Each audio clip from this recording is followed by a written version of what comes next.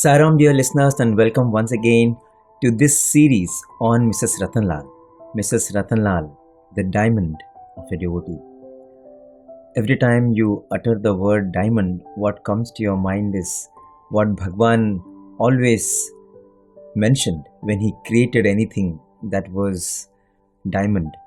Swami said that you should dye your mind. And if you look at Mrs Ratanlal's life, what she did is this.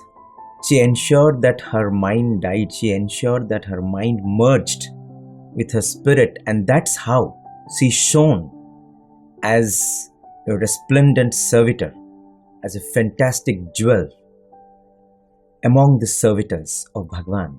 And we're really so grateful to Swami for having given us this opportunity to contemplate on such a blessed life. We offer our salutations to him and welcome you to the 6th episode of this series. And in the previous episodes, we talked about how she came to Bhagavan, her first darshan, her first visit to Puttaparthi, her first Dasara in Puttaparthi, Swami's visit to Mumbai, and her frequent trips to Prasanthi Nilayam, and the opportunities of interviews that they used to have with Bhagavan in those days. And I mentioned to you how in the interviews that Bhagavan granted them in those days, in the 70s and 60s, this is what used to always happen. Swami would talk to Mr. Ratanlal about Advaita, about philosophy, and Mr. Ratanlal always was someone who was very intellectually oriented, and he loved discussions on dualism and spirituality, and Swami did that with Mr. Ratanlal. But when it came to Mrs. Ratanlal, there was no talking. Swami would just become silent, and Swami would himself sing Meera songs. When you just imagine that moment itself, it is so elevating. The moment Swami sees Mrs. Ratanlal, Swami only wants to sing Meera bhajan. It's like Swami is reminded of Meera. And it's like Swami was okay to talk about spirituality to Mr. Ratanlal, but when it came to Mrs. Ratanlal, she already had experienced spirituality. Swami was giving her the true ecstasy of spirituality because she was already perhaps, her soul was already perhaps there in that stage of the journey. And in one of those interviews, those early interviews, one day, Swami looks at Mrs. Ratanlal and Swami says, "My Giridhar Gopal, you are my son. You are my Giridhar Gopal. You are my son." And for Mrs. Ratanlal, it was very puzzling. I mean, you can imagine Mrs. Ratanlal telling Swami that, "Swami, you're like my son, you're my Giridhar Gopal," because, we talked about how she felt that, she owned Swami and she belonged to Swami. But Swami is telling Mrs. Ratanlal, "You are my Giridhar Gopal. You are my son. You are my child." And she didn't really immediately get what is this Leela of Bhagavan, why Swami is saying this. And when she later reflected on this, she came back to the room and she was someone who always contemplated whatever Swami said, right from the time she had that faith that this is Bhagavan, anything that Swami said, she always went back and, she ruminated on that. And she says when she thought about it deeply, that's when it struck to her that many years ago, when she was doing this puja, and she was someone, she used to do this elaborate pujas in the morning, 2-3 hours puja, she would take every idol and she would decorate the idol and she would change the dress and she would chant mantras and she would spend so much time in that whole ritual and put her heart and soul into it. So there was once an occasion when she was changing her altar and she was bringing in new statues. So as she was taking each statue, she would, hug those statues and she would say, "My Giridhar Gopal, my Giridhar Gopal, my son, my child." And she would wipe the statue and then she would keep it. So, and she had brought in new statues. So this is what she was doing to every statue, when she was making her new altar. And it just, when that hit her, you can't imagine how it would have been for her, we think that, we came to Swami at this point in time. We saw Swami in 65, and as we go on contemplating, I think this is a common experience for every devotee. You realize, no, I think Swami was there 5 years before. No, I think Swami was there 10 years before. No, actually Swami was there in my childhood. I think as we go on thinking, we realize how he was there all through. And it is one of those moments, and Swami was telling that every time you thought about Giridhar Gopal, you thought about God, I was there. I received all that love. I received, and it's the same Giridhar who is there now in front of you.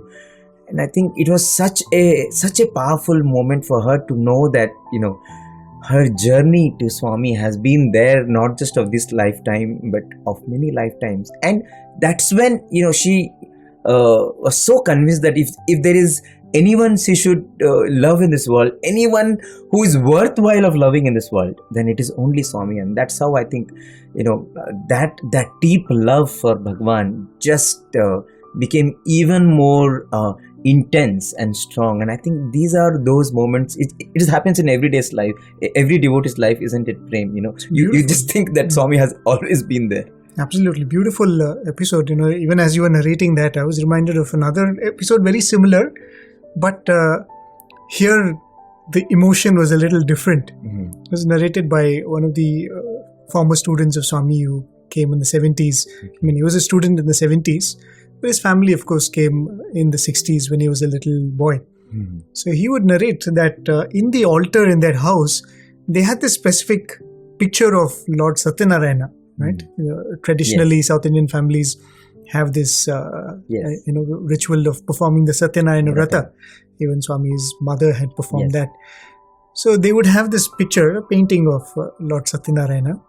And he always used to feel that why is the Lord having a frown on his face in this particular picture? Okay. And as a child, it would make him very uncomfortable, standing in front of the altar when he sees this picture. He would say, oh, Satyanarayana is angry with me. Right? So, and the most interesting thing was, whenever Satyanarayana Vratam was being performed, right, he becomes the center of the worship, right? The altar is specially made in such a way that this picture is put in front and center stage and all the worship is offered. So as a child, he would stand along with his parents, maybe a 8-year-old or 6-year-old child. He would be standing in front of the picture like this, and he would open one eye to see whether the Lord is happy at least today. Okay. Now that he's getting all the attention. Yeah, as a child, that's what he would think. That, he would squint and see, is he looking a little more pleased than he usually is? But he would feel that, no, he is still having the same frown. So this was his habit, as a small child. Many years later, he comes to Parthi along with his mother. His mother has had interviews with Swami and all that. So that was the first time Swami is calling him for an interview along with his family. So imagine he enters the interview room, and the first thing that Swami does is, Swami stands in attention with his hands like this and makes that squinting expression. Oh my God. Wow. And his mother and grandmother and the other members, they're wondering, what is Swami doing here? Swami was going on doing like this, and this boy was perplexed, and he was stuck on the ground and he was looking at Swami like that. Wow. And then with a mischievous smile, Swami said, Swami nenu కోపంతో కాదురా ప్రేమతో చూస్తున్నారు. Oh wow. Swami is not looking at you angrily, Swami is looking at you with love. Right? And then he says that much later when he actually went home and he climbed up a stool and looked at that picture closely, he said the most beautiful thing was he realized that it was a smile, which was from far it was looking like it was a frown. And the way the lip was drawn in that painting was exactly like how Swami's smile was, with that pan and that color and all that. And he could put one and one together. So one thing, that connection, we have not come to Swami when we think we have come to Swami. And the other thing is, this relationship is one of love, right? As Swami so beautifully pointed out to that child, so beautifully pointed out to Mrs Ratanlal, saying that you look at me as a child and I acknowledge that. So we spoke about her journey and you beautifully summarized. One of the things which we've kept repeating over and over again is her very active social life and being very active in social service. Before coming to Bhagawan. Before coming to Bhagawan. And one of the things that we mentioned in passing, in fact, she mentioned in passing during that first darshan that she had, that she was having a certain health issue. She said she couldn't go hungry for too long. She had to keep eating something. So that was something that was also there in the background. This active social life, being a very active social worker. But this problem also was there, and this problem itself started way back in 1954. And she narrates of how it came to her notice that she was having this problem in the year 1954. I think there was an international conference of social workers or something of that sort arranged in Canada. Extremely big conference with representatives from all countries, and it was being hosted by some of the heads of states. She says that the conference opened in Montreal, and then they went to Quebec, and then all the big cities in Canada. And in Ottawa, they were hosted by the Prime Minister of Canada. So that's the kind of meeting it was. And then the next day of the conference was in Toronto, and there was a thriving Indian diaspora, as we all know. Even today, it's so. So somebody said that, she's a very good cook of Indian dishes. So she ended up cooking for a lot of people there, 500 people, guests who had gathered. So extremely busy day. She went out, she did the shopping, and she cooked and served and all of that. And that night, something happens which reveals this problem that was in her.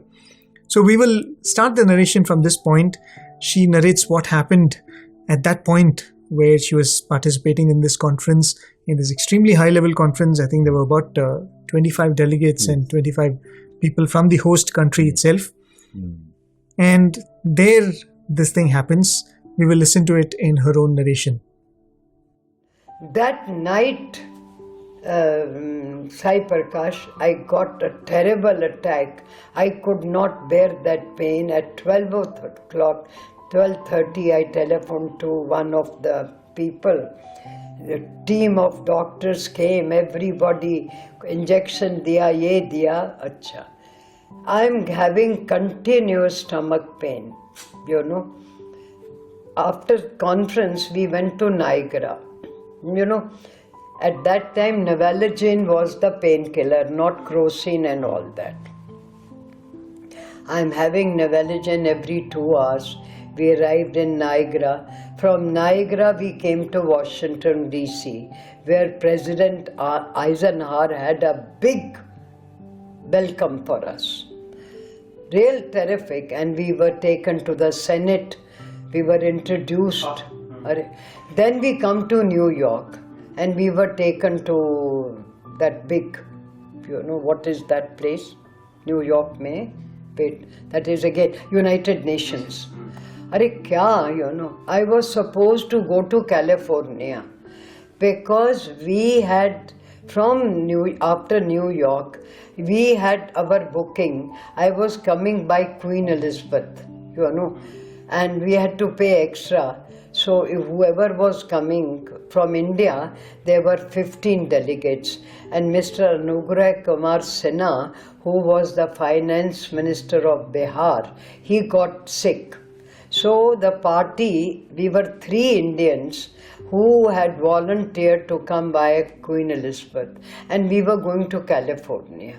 I cancelled my trip because that Cunard lady from Canada, she came with us, and the ship was every day going. I said, can't you do something? She says, you travel tomorrow.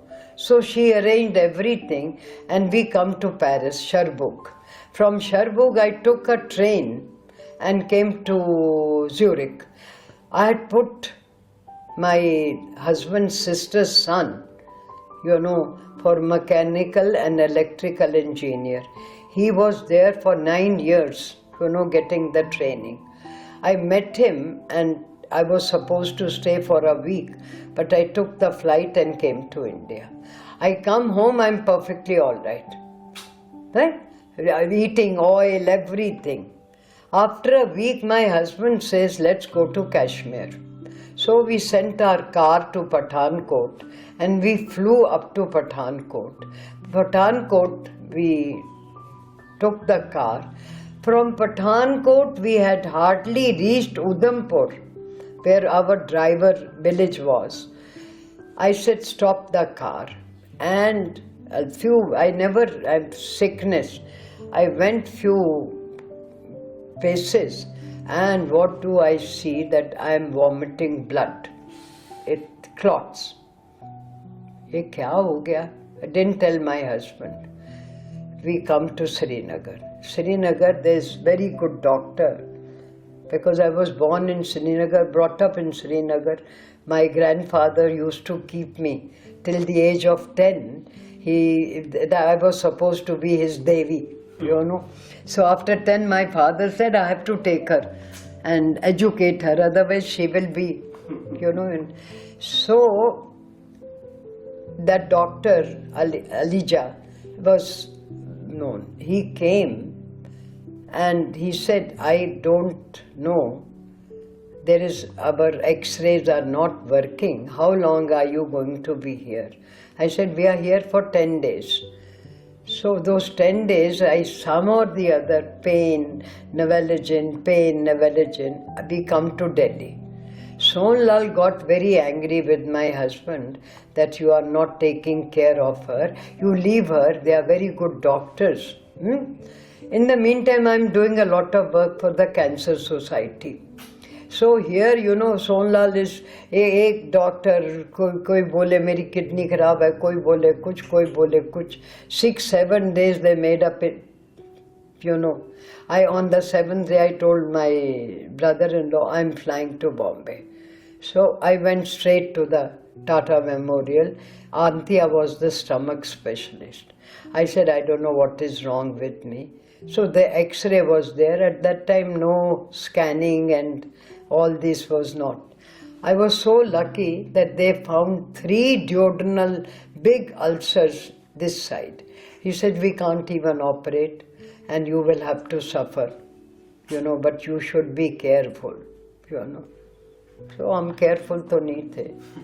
So that is how went on from 54 to 71. In 68, after the World Conference, Swami invited us. We were 13 women and about 9 men who were Swami's guests. But I used to get lot of attacks.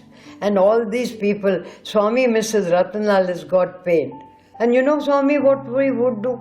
Turn his face. No, she has no pain. She's only acting. He wouldn't even give me vibhuti. I got such a complex. Because my husband is saying to Swami, she is not devoted to you. Huh? And Swami is making fun that I will make her my devotee. So that, dear listeners, was her narration of how that problem was diagnosed. And doctors, of course, did say that nothing could really be done. So she was active. At the same time, she had this problem persisting. This is 1950s. Yeah. And in fact, Mr. Ratanlal also mentioned to Swami, right? Right. I mean, the people around did mention to Swami that she was suffering, and Swami dismisses it by saying that there was nothing wrong. There is nothing wrong. I mean, Swami would say, no, she's just acting. No, there is no pain. Exactly. I mean, it also reminds me of that other episode which one of the former students often narrates, that, this place we know, in the earlier years, there used to be a lot of poisonous snakes and scorpions. Yeah. Scorpions, we of course know, they're famous. There was a student who actually had a snake bite, and the local people identified the snake as being a poisonous one, and he actually was admitted in the hospital right away.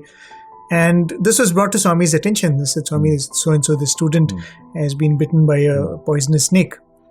And Swami said, no, poisonous snake and all that. It's just a thorn. He's just run a thorn. And they said, no, Swami, he's actually quite sick and it's a poisonous snake. Swami said, no, nothing wrong with him. Almost like similarly, he's just pretending. There's nothing wrong. So that later when that boy was told this, he was probably a little, upset about that. Swami's taking it so lightly. Especially, as youngsters, even in a family, any ailment or any sickness is a opportunity for you to get attention from your mother, right? Yes. And here is Swami kind of dismissing such a serious problem that he was in. But much later, actually, Swami said that I didn't want to acknowledge that it was a snake bite. Because if I say it in words that it was a snake bite, it would have been fatal for you. That's why I dismissed it as a thorn prick, and it became a thorn prick for you. Wow. So maybe that was one way of Swami putting aside what was an ulcer, which Definitely. they said. And when you look at, she had like 3 duodenal ulcers. Right. And she was so active, touring so many countries, and she was active, 1968 World Conference, she was active. I mean, she was able to do everything only because Swami has sort of Dismissed it, or he just kept it subdued, and at the right time, Swami will take care of it. Right. Yeah. So, and Swami didn't expect anything less from her. If you really look at it that way, it is Swami didn't look at her as a patient. Swami didn't look at her as somebody who should not be strained. Correct. Swami said no. Yeah. I mean, she was active, and Swami encouraged her to be more active. So this was the backdrop in which another very important event happens in the avataric life. One of the reasons why it's very important for us to go through the narrations of somebody like Mrs. Ratanlal is she's played important roles in many of Swami's projects, and in narrating her journey with Swami, she is also able to help us document some of the important events in Swami's life. So one important event that comes in the narration of Mrs. Ratanlal next is the inauguration of the Anantapur campus, or what later became the Anantapur campus. Back then it was the Sri Sathya Sai College for Women in Anantapur, the first major educational institution that Swami set up in the year 1968. Yes. But the college building itself came a little later. Maybe talking about the Anantapur College, maybe a little bit of backdrop of it. When we had a conversation with Miss Rani Java, the daughter of Mr. Java, a great devotee of Swami, she was narrating how when Swami went on that trip to Africa, East Africa, Swami wanted Mother Easwaramma to be in Mr. Java's care. And in fact, Swami said, Mr. Java, you don't come with me, because otherwise he was always traveling with Swami wherever he went. Swami said, you stay back here and you take care of Mother Easwaramma. So Mother Easwaramma stayed in Bombay at that time. And for the first time, she actually was interacting with young girls or women who were educated, who were properly educated, because Mr. Java's daughters were all educated. His other family members must have been educated. 3 daughters? 3 daughters or something like that. So, moving with them, seeing their culture, seeing their way they were going about doing things, she made a firm resolve that when Swami comes back, I should tell Swami that, Swami, we need education for women. Sort of a very new and sort of eye-opening experience. And it also shows how open she was. Right? So, in fact, Miss Rani Java says that in the airport she actually said, Swami, I want a college for women. Right? Miss Swami is just returning from East Africa. And the first thing she says, tell Swami. I mean, that also is speaks volumes about the mothers. As Swami would often say, that everything that Swami has done had seeds in her pious prayers. So imagine Swami has come back after a foreign trip. How many mothers, after a son returns from a foreign trip, actually puts a prayer so selfless? Right? She says, Swami, I want a college for women. But what she doesn't realize, and what Swami reveals at that point, is Swami laughs and says that I've already started. Because much before, actually, Swami had told some devotees in Anantapur that he wants a piece of land because he has plans to start a college. And very interestingly, we spoke to another devotee, Mr. Nagaraj from Anantapur, from the Chidambaraya family, again a devotee's family that came to Swami in the 1940s. So they were instrumental in helping Swami locate a land and buy the land. He was telling about, how backward the thinking of people was about Swami, right? Because they identified this huge piece of land which they wanted to buy, and Swami gave an advance of 10,000 rupees, which was a big sum at that point. So when they went and paid it to this landowner, he asked this other devotee, Jwalanaya, and the other devotees from Anantapur, he said, will this money remain or will it vanish? Oh my God. Because he was wondering, did Swami materialize this money? And generally you have this idea that these materialized objects will, after some time go back to where they came from. So he said, will this remain? Or, so all those kind of challenges. So Swami came for the registration of the land. So they got the registration done, and then Swami said, okay, let's go and see the land. In a way of Swami wanted to go and bless the land, right? So they got a rusted metal chair on which Swami sat, and then Swami actually revealed his vision for the college. Wow. And then Swami said something so beautiful and profound. He said, in this world there is Brahmaloka, and that is the mother's womb. Wow. Right? Because all of you are created there. So he said, including this body. Since everybody, man and woman, has been created in that womb, that Brahmaloka is actually that mother's womb. Then Swami said, that is the most compassionate space in this world. Wow. Right? The mother's womb, because nowhere else you feel so safe, nowhere else you feel so nourished. And if a mother is educated in the right way, she will bring up children in the right way, and they will be good citizens in this country. So Swami said, my vision is, I want to bring and give good mothers to the society. So I want to start a women's college. Right?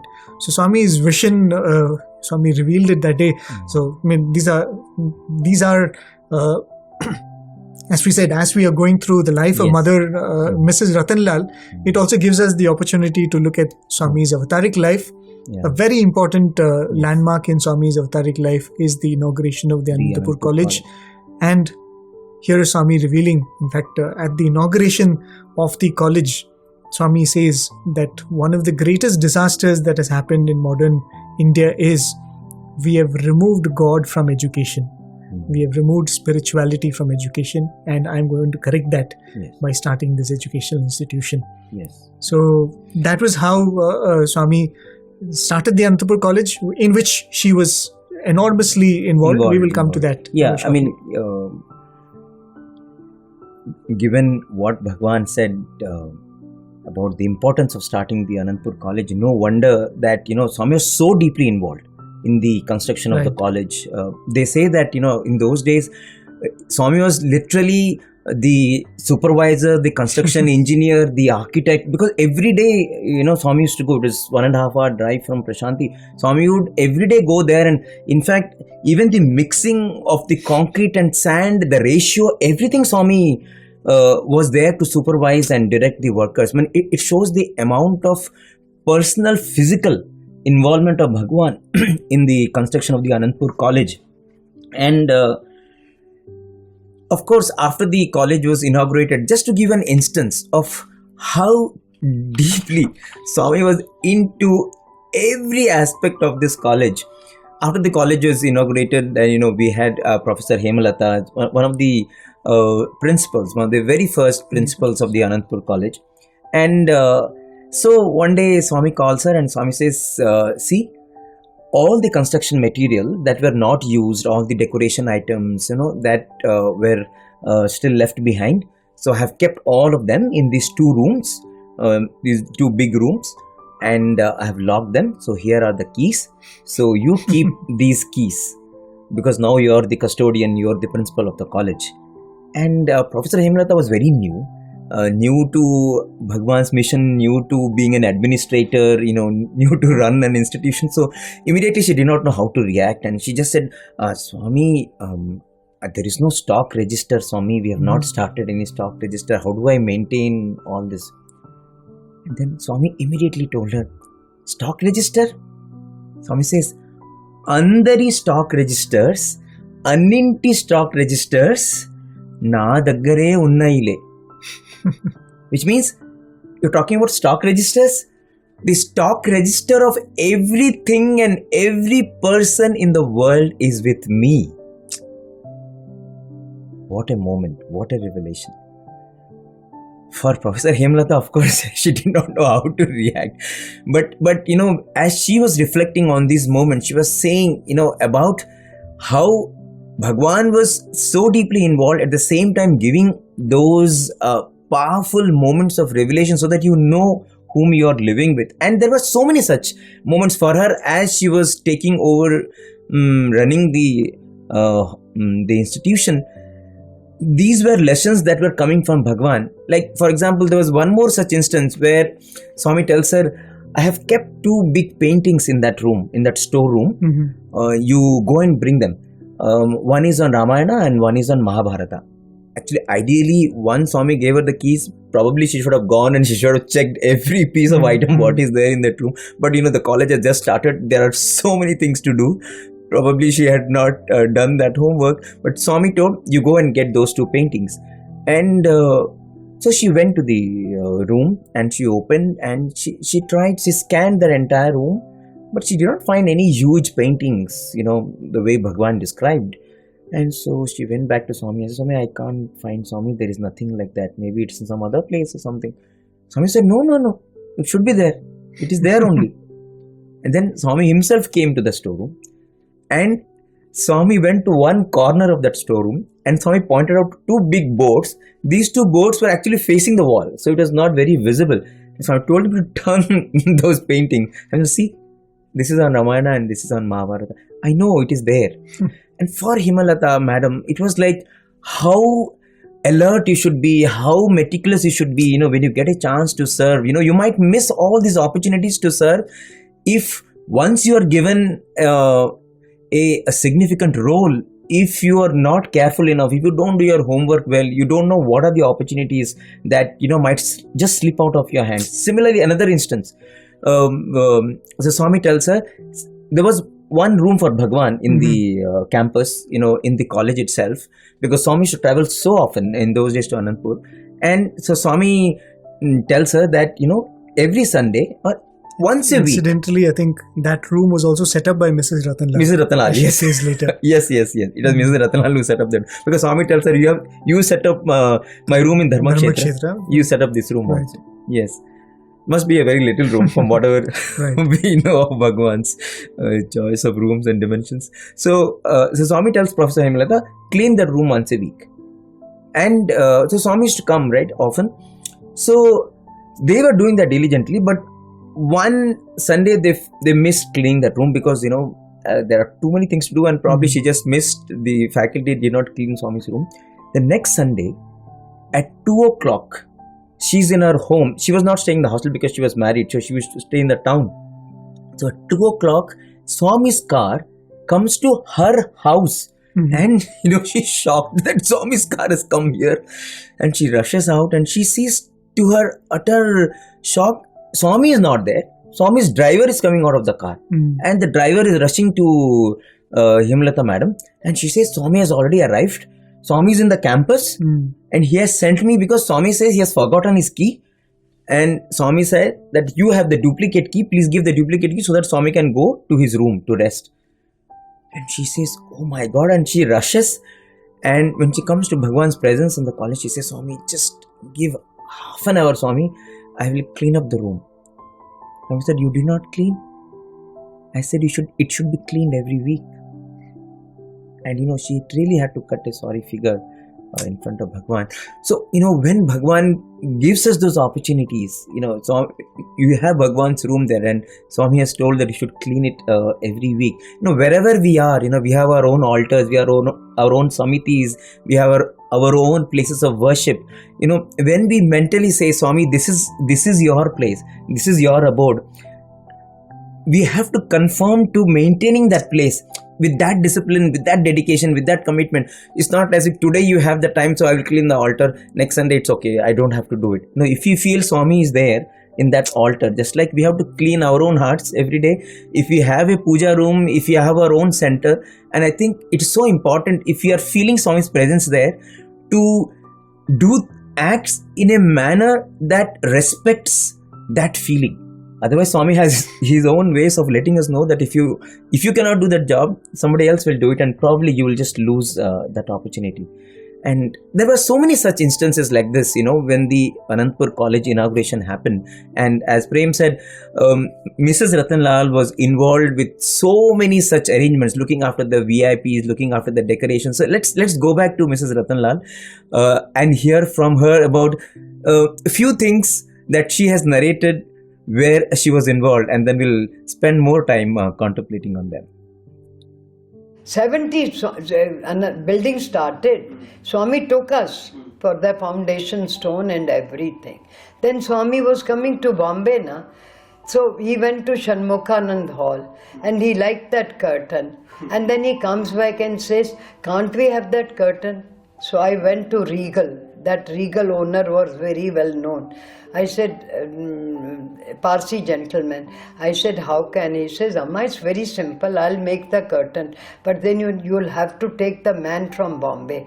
It will not be. So I said, all right, first take the man to Anandpur. He will take the measurement and he will do all the fittings, electric fittings, how the thing. And then we'll make the curtain, and when it is ready, we'll send the man and he will do it. That is how it started. Then secondly, Swami's bedroom. So Swami says, oh, you made my bedroom in Dharamkshetra, you make my bedroom here also. In Anantapur. Anantapur. So I ordered. Then started all sorts of things. So we used to go very often to Puttaparthi. From 70 itself construction started. Huh? Construction started in 70. 70, and Swami used to every week go to Anandpur, stay there 3-4 days, come back to Puttaparthi. Swami has got, when this college started, he was spending more time in Vrindavan than Puttaparthi. Same habit. He did from Puttaparthi to go to Anandpur was very simple. It's 1.5 hour drive, you know. So he used to go very often, and if we were there, he would take us with him. And then he would also come back in the evening. So there used to be our taxi and Swami's car, not paraphernalia, you know. So gradually and slowly, this thing, that thing, the responsibility started coming. Then 1 month before, you know, I had to, because tailoring, curtains and all that. For the inauguration. For the inauguration. So, I said, Swami, I'll come. 15 days before I came. And 3 minibus with all the machines, sewing machine. From Mumbai. So everything from Bombay. 2 days before, you know what happened, Sai Prakash? Suddenly Swami says, hey, hostel mein plates hi nahi hai. There is no glasses, nothing. You know, those big vessels cooking के तो पुट्टपर्थी से आ जाएंगे, मगर वो खाना कैसे खाएंगे? Leaves में खा लेंगे, but glass तो चाहिए ना. तो Swami, now what can we do? Swami, I cannot go to Bombay because there is so much work. All these 10-15 boys were also there. So I said, Swami, I'll phone Jeevan Lal. I had good connection. I telephoned to Jeevan Lal. I said, Jeevan Lal bhai, 300 plates, and कहते it has just come from the factory. It was 5 o'clock. The train leaves at 9 o'clock. It was all packed. I said, Jeevan Lal bhai, he is also Swami's devotee. I said, Jeevan Lal bhai, एक काम करो, वो सब कुछ गाड़ी में बैठा दो, उसको अनंतपुर में मैं आके रिसीव कर लूँगी, उसकी मैं शाम की टिकट कर दूँगी, उसको सब बिल दे दो, पैसा पूसा सब उसको मिल जाएगा, वो कल सुबह परसों सुबह आपके पास पहुँच जाए. That is how the plates came. So you heard from Mrs. Ratanlal about the plates which just came mysteriously. And she mentions about the curtains. Swami liked those curtains in Shanmukhananda Hall in Mumbai, and how Swami wanted the same kind of electric curtain in the Anandpur College. What she does... For a moment, it looked like Swami had forgotten the plates. But actually, Swami had wanted to remember the plates only then. Absolutely. He has already made the arrangements. Right, the arrangements have already been made. Yes, it's just that someone has to be that instrument. Someone, you know, every moment with Swami is like for the devotees around, it is a testing moment actually. It's a moment of how alert you are, where is your mind and where is your thought. So, you know, talking about the curtains, there is one thing that happened which in the video Mr. Ratanlal did not mention, but she later had shared it. So once these curtains came from Mumbai, you know, it was different, right? It was the electric curtain, and in the 60s, all this technology was a new thing. And Swami really liked how, you know, it was in Mumbai. And so she had told this person who arranged the curtain to send a worker along with that, because the local workers probably will not know how to set it up. And so there were ashram, 1 or 2 engineers who were looking after various aspects of the construction. So unknown to Mrs. Ratanlal, one day Swami suddenly came there, and Swami wanted to see the curtains, if it is all set up. And there were some other ashram engineers, and they said, "Hi Swami, it is all done."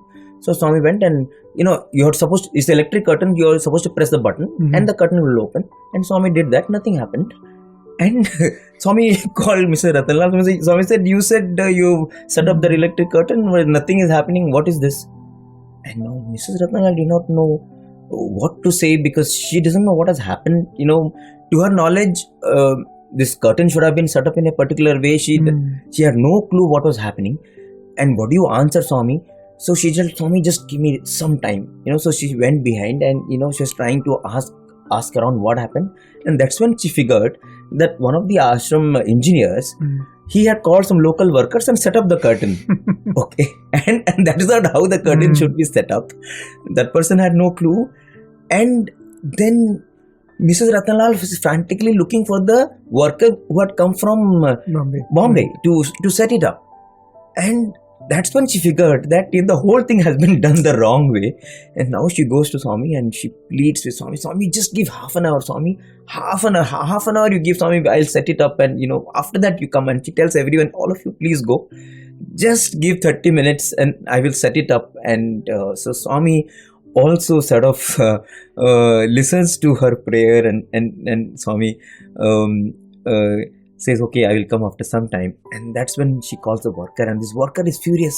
She says, "Amma, this is not how it is set up. You have set it up topsy-turvy. It's not how this curtain should be set up." And she says, okay, doesn't matter. You just set it up now." And she says, she was so tensed, because you don't know when Swami will come. Swami says, half an hour could be 10 minutes for Swami, anything. And she just says that, "I was just standing in one corner. I was just saying, Sairam. She was just praying." And she was just... she felt that her namasmarana will give all the energy to that worker to complete that work in time, because that guy had to undo everything and set up again, and you don't know whether it's going to work. If anything is damaged, there are a lot of risks involved. Everything has come from Mumbai. You don't have much time for the inauguration. But the way she handled that issue, she was not mad after the engineers, she was not mad after the workers or anything. Whole thing was, okay, this is a problem. All I have to do is just surrender to Swami.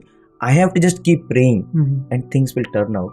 Now, I think that there is a deep lesson there. Whenever we are doing Swami's work, there will be challenges. There will be things sometimes which will not go our way. But those are the moments when we have to be calm. We have to maintain our composure. When Swami gives an opportunity, he gives the ability. But for us to unlock that ability, I feel we should have that humility and surrender to Bhagawan.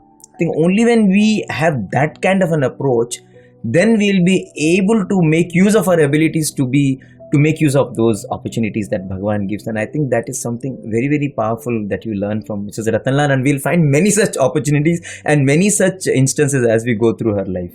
And the other beautiful thing about all of these narrations, she also says in one of the conversations that this was Swami's involvement for each institution that he set up. Right, the amount of time that he would give, as she would say, almost every weekend Swami would go. One of the devotees was saying that there was this building that Swami had to come and inaugurate in Anantapur campus. Swami's come to inaugurate does not mean that Swami will come on the inauguration day. Right? So there was this building, and the roof had not been put. The building had been, I think, must be one of the college buildings only. So Swami had said that I'll come and I'll oversee the putting of the roof. And Swami comes and says, you can imagine all the walls are there, the roof is open. And Swami playfully says, "I came to open the building is already open." Right? So he was never the chancellor who came to open the building. Right? He was there all through. And each one of these, right? Why should Swami go to Shanmukhananda Hall and then see a curtain and say, "This curtain is good, let's have it"? He could have just said that this is what I want. So every stage, that involvement, I think Swami was also teaching us how do you go about a project. How, with what kind of attention to detail, what should drive your choices.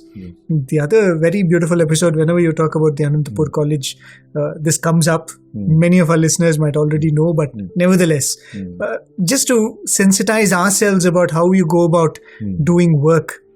This was during the when they were drawing the lines for the campus, right? As we were saying, 68, Swami had started the college, but 69 or something, I think the Bhumi Puja was done during Swami's birthday celebrations, and then they started drawing the markings for raising the building.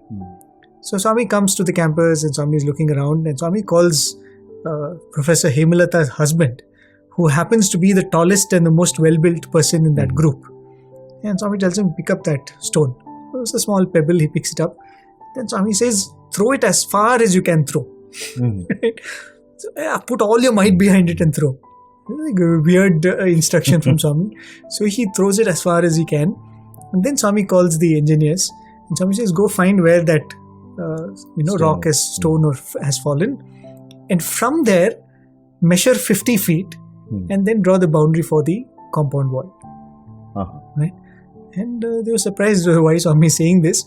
And then Swami said, see, this Anantapur town, a lot of other political activities keep happening. Other college students go on strike and all that happens. Right, all those confusions happen. If some miscreants come to the gate. That was this being a women's college. Right, being a women's college. Swami said, if they throw stones, it should not come anywhere near my girls' building. Wow. Right? Again, an example of Swami could have just stood there that day and say, from here, measure this many 100 feet and draw a compound. But how do you go about making a decision like that? Yes. How you're always sensitive to the needs of the people whom you're doing it for. Right? So I think Swami was, in all this, Swami as a person who is, we all know, as the Lord who is omniscient, could have just said, put this curtain, get this plate, draw the marks here. But he didn't do that. Right? He involved everybody. And in the process of involving everybody, he taught how to be sensitive, how to make practically wise decisions. What are the things you should be thinking about when you're making those decisions? So I think there's learning in everything that Swami did. And how protective Swami was, like a mother of the Anantapur sisters, in those days. And definitely Anantapur town was not an easy town. And really, I mean, when you think deeper about all these things, the number of insights that come, really they move you. In fact, there's another very moving instance concerning the Anantapur College inauguration preparation, which Mrs Ratanlal was deeply involved. As we said, she was involved with practically everything, looking after the guests and arranging all these curtains to plates to everything. Then Swami, see, the moment you do a particular task well, for example, the curtains thing, finally she got it done. So when God gives you a responsibility and you play that role very well, then you get a promotion, you get more opportunities.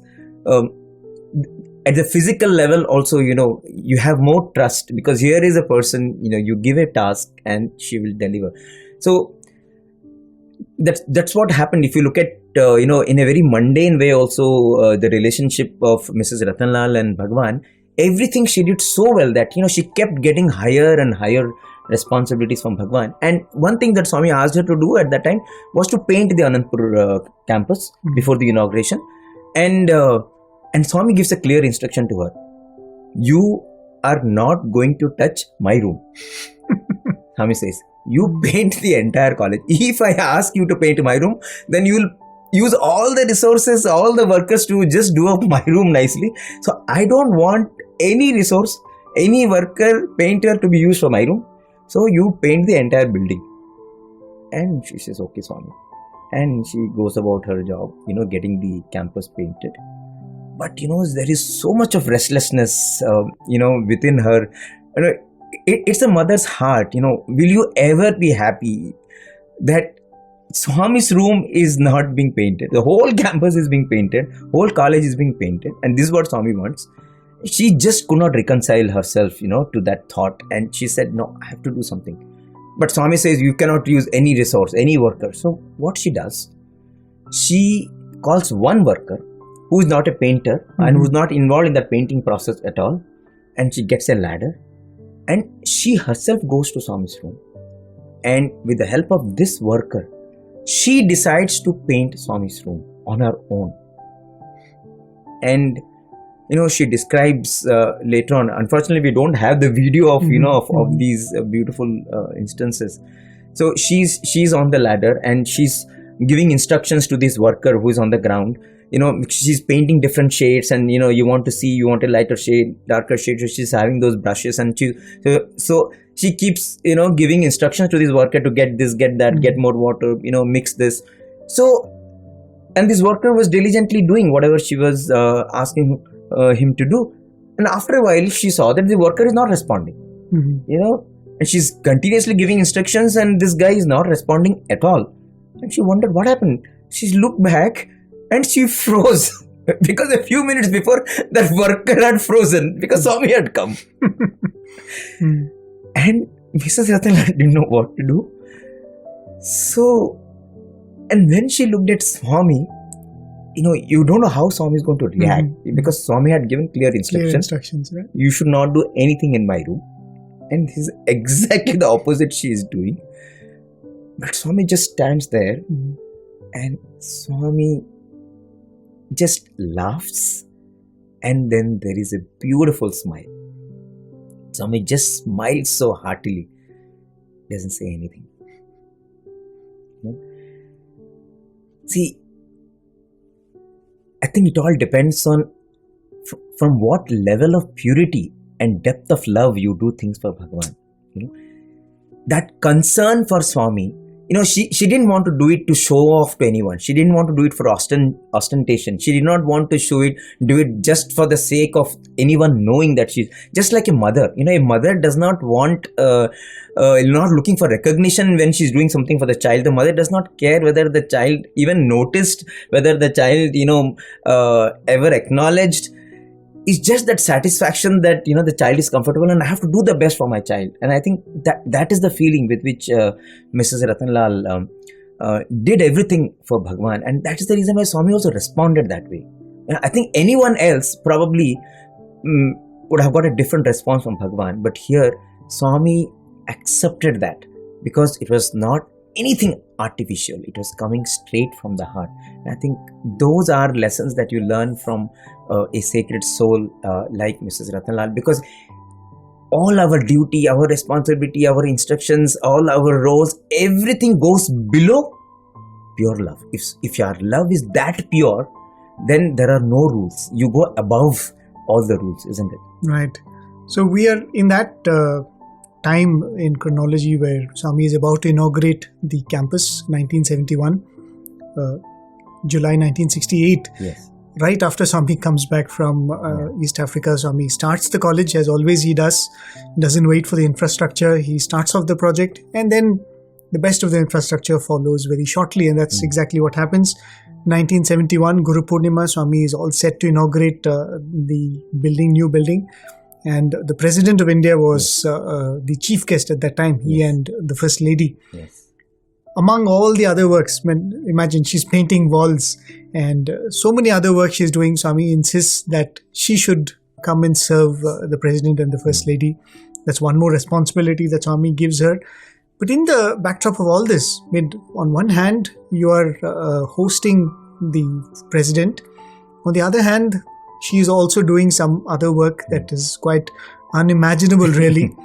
But all of this is actually happening, leading to what we started off with. Yes. That ailment that she was suffering, that ulcers that she was having, that might not be frequent, but those bouts of vomiting blood. So all of that culminates to something that happens on the day of inauguration. I think after the inauguration, everything is over. But that part, we will listen to it in Mrs. Ratanlal's narration. After that, we'll come back, reflect briefly, and we'll conclude this episode. And you know what happened? The dining room where we fed the President and his wife, Giri. There is a pantry, there is no water outlet.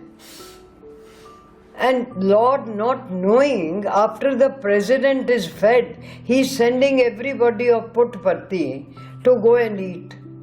We have enough food, we have put the food on the top. But the water is not, we have to wash the dishes, na? So we are washing dishes and the water is getting, and I am till 4:30, by 4:30 the water is coming up to this level.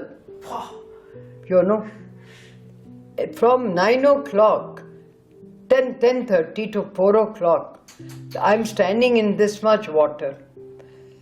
You know, I am asking somebody to, you know, put some sort of a thing, thoda to pani nikle, you know, and we are getting buckets of water so that we are washing the dishes and putting that and giving it outside.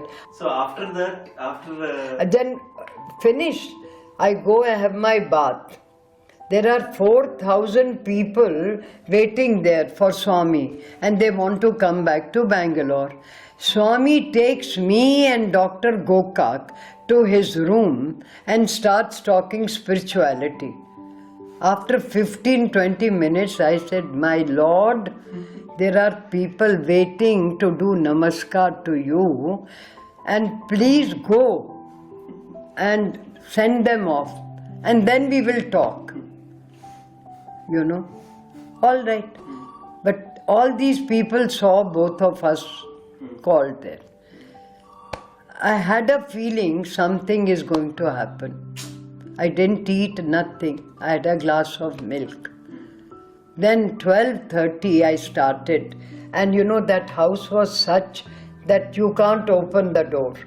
So I had to throw the chair, I had to jump on that chair, and I went on vomiting clots of blood. This was my third time.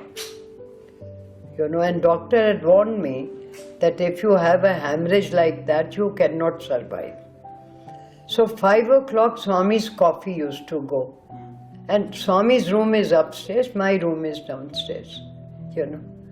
And he had, you know, he always has a habit, when he gets up, after he has, you know, he will always look around from the window, you know. so then that is when Swami called you up. That is how Swami went on. After you had the vomiting of the... You know, I was in a very bad shape. I was almost half dead. I'm lying on my bed. My sari, my face, there is no water. My sari, my face is full of blood. And Swami started calling me, Mrs. Ratanlal, Mrs. Ratanlal. Now Mrs. Ratanlal hasn't got himmat to get up from the bed. So this Rao's son, young man, was driving the jeep and who was always helping me. Then Swami asked him to come down. Understand? And he saw me, my God. He said, what has happened? I said, first go and get some water. So I washed my face. Then he thought he'll help me. I said, you don't help me. I'll go on. So I held the steps, Sai Ram, but climbed. Last 3 steps I had no.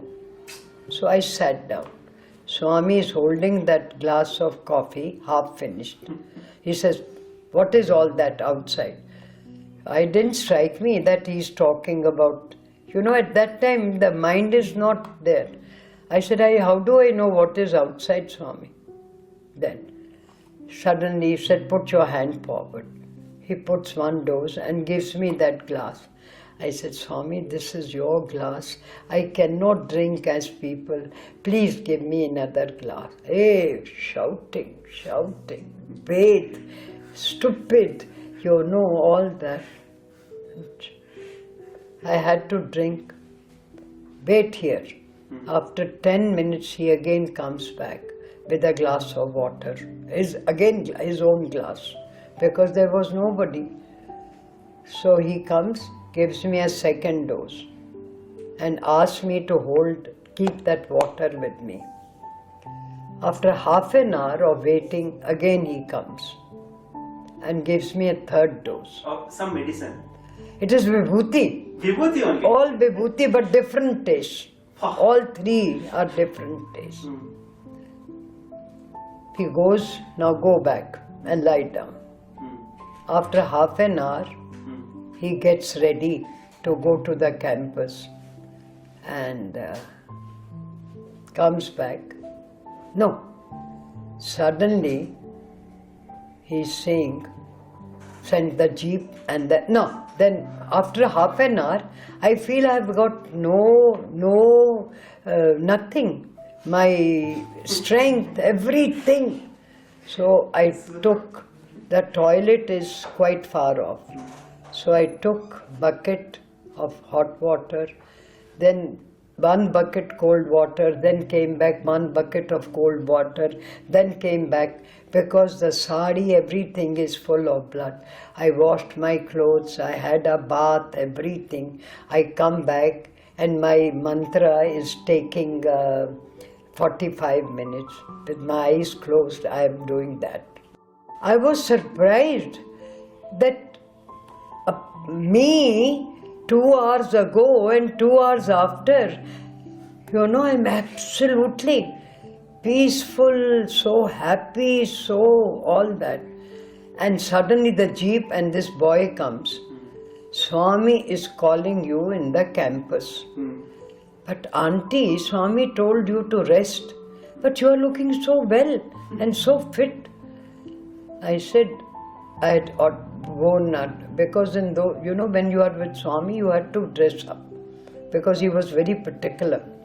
So I changed my sari and I sat and whole day long I'm working there. So that's the magical, moving manner with which the ulcer that kept troubling her right from 1954 just melted away.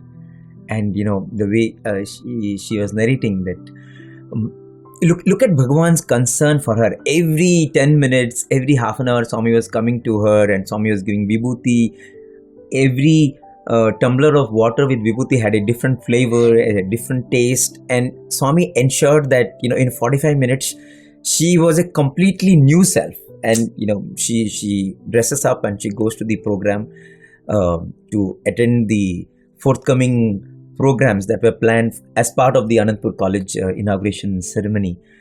And when you look at her life, we keep saying this to Sevadals and to people who serve Bhagawan that if your focus is on Bhagawan, if your attention, if you give your life to Bhagawan, you don't ever have to worry about what is happening to you. You dedicate yourself to Swami and you will see that how Swami is dedicated to you.